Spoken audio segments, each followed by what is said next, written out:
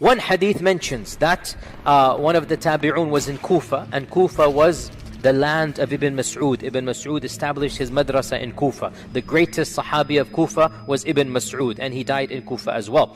So Ibn Mas'ud was in Kufa, and one of these tabi'in, his name is Usayd ibn Jabir, he said, one day it was very cloudy and a dark storm, a dust storm came in the daytime, blocked the sun, and it seemed very terrifying. So a man came shouting to the masjid, "Oh Ibn Mas'ud, oh Ibn Mas'ud, the day of judgment is coming." Looking at what is happening, he became terrified. He's running to Ibn Mas'ud, saying, "Look, this is Qiyamah coming." Ibn Mas'ud then stood up amongst the people. The people are looking to him for comfort, for wisdom. The people are terrified. They're gathered in the masjid. Ibn Mas'ud stood up and he said, "The Qiyamah will not come until..." And then he gave a series of predictions. Now, by the way, this hadith is in Sahih Muslim, I forgot to mention, and it's a long hadith. Ibn Mas'ud stood up and he said, "The Qiyamah is not going to come until you see these signs." And these signs haven't come, so this cannot be the Qiyamah. Number one, he said, people will not be able to divide their inheritance. This means massacres and death will be so profound that a person will have no family left.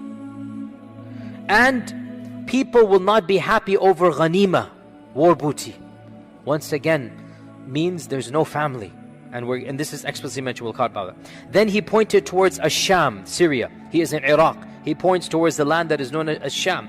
And he said, and an enemy will gather forces against the Muslims, and the Muslims will gather forces against them. A man in the audience said, "Do you mean Ar-Rum, the Romans?" He said, "Yes."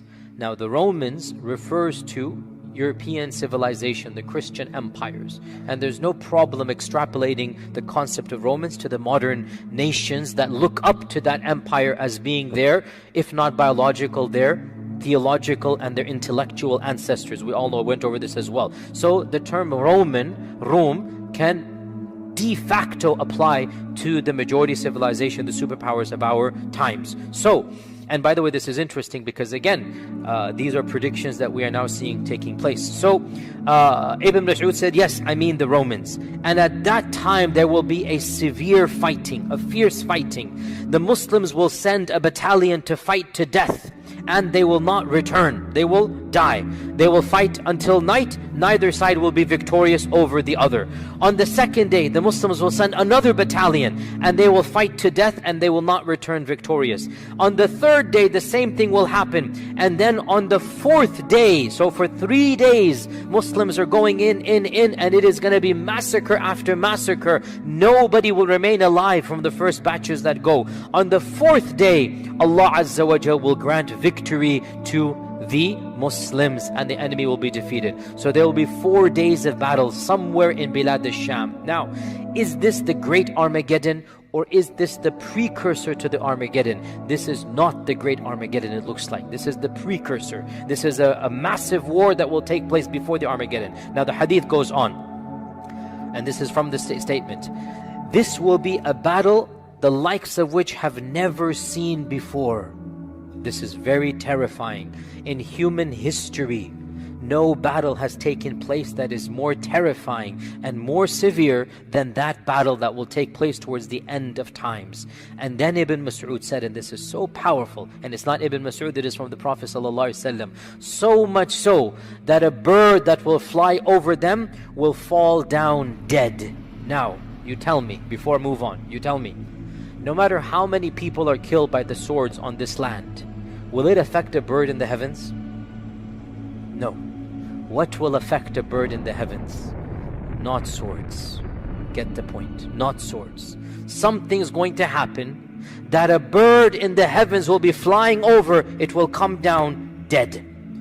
And then the hadith goes on, out of a family of 199 will perish and 1 will survive. The attrition rate in this war, 99%. Allah musta'an. What war in human history has had 99% death? None. I don't know of any. 99%. The victory was given to the 1%. 99%. And this is when the Prophet ﷺ said, Ibn Mas'ud said, so how can anyone be happy over ghanima or any inheritance be divided? In other words, may Allah protect all of us, if somebody were to give you $1 million but you have no family, wallahi, what sane person will choose that? Family is worth more than this whole dunya. So the Prophet ﷺ is saying, how can anybody be happy when he gets all the ghanima and 99 of his family had that? He's nobody left, no parents, no children, nothing left. How can anybody be happy? What is the point of that ghanima? It's all gone. How will inheritance be divided when there will be no family left? So this war will destroy 99% of those fighting in it. While they are doing this, and they are finishing the battle, collecting the ghanima, recovering, they will hear there's a bigger calamity than this war. What could be a bigger calamity? Somebody will shout out, the Dajjal has come where your families have been left behind. So in that state, tired, bruised, bleeding, but their families are being attacked, whoever is remaining in the land that they left behind, Bilad al-Sham, wherever there is, they will run, they will rush back to that land, and they will discover that it is a lie. It is not true.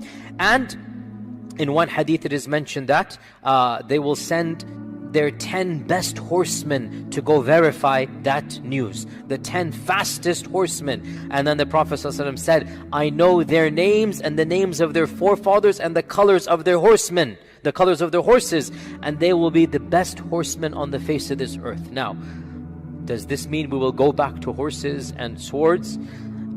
If there is that type of war, in all likelihood we will.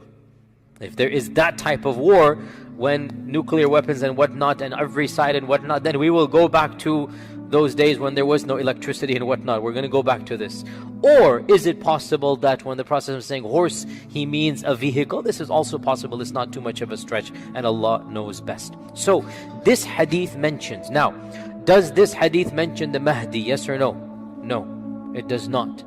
But other ahadith mention that the Mahdi will be the one that will be there when the news comes that the Dajjal is around. So it appears that this big war that is being referenced is a war that the Mahdi will participate in, even though he's not mentioned in this one, right? So it is a war between Ar-Rum and between the Muslims. It is a massive war. Now, many have said this hadith is a reference to the Armageddon. And it could be true. Because here's the point. Is the Armageddon one battle, or is it a series of battles? It goes back.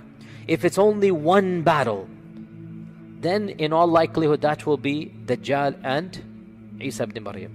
But if it is a series of major battles, then it makes sense that this hadith in fact is one of those big battles of the Armageddon. Allah knows best.